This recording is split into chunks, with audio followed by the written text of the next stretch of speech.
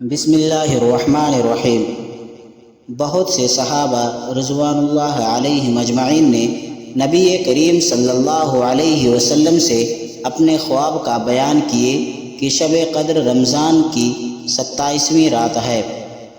اس پر نبی کریم صلی اللہ علیہ وسلم نے فرمایا کہ میں دیکھ رہا ہوں کہ تم سب کے خواب رمضان کے آخری عشرے میں شب قدر کے ہونے پر متفق ہو گئے ہیں، اس لیے جسے شب قدر کی تلاش ہو وہ رمضان کے آخری عشرے میں ڈھونڈے۔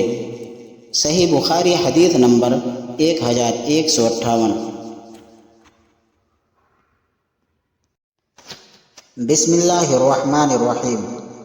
یحییٰ بن سعید نے بیان کیا، ان سے خثیم بن عراق بن مالک نے، انہوں نے کہا مجھ سے میرے باپ نے بیان کیا، اور ان سے ابو ہریرہ رضی اللہ عنہ نے نبی کریم صلی اللہ علیہ وسلم کے حوالے سے دوسری سند، اور ہم سے سلیمان بن حرب نے بیان کیا، کہا کہ ہم سے وہیب بن خالد نے بیان کیا، کہا ہم سے خثیم بن عراق بن مالک نے بیان کیا، انہوں نے اپنے باپ سے بیان کیا، اور ان سے ابو ہریرہ رضی اللہ عنہ نے نبی کریم صلی اللہ علیہ وسلم نے فرمایا، مسلمان پر نہ اس کے غلام میں زکوٰۃ فرض ہے نہ گھوڑے میں۔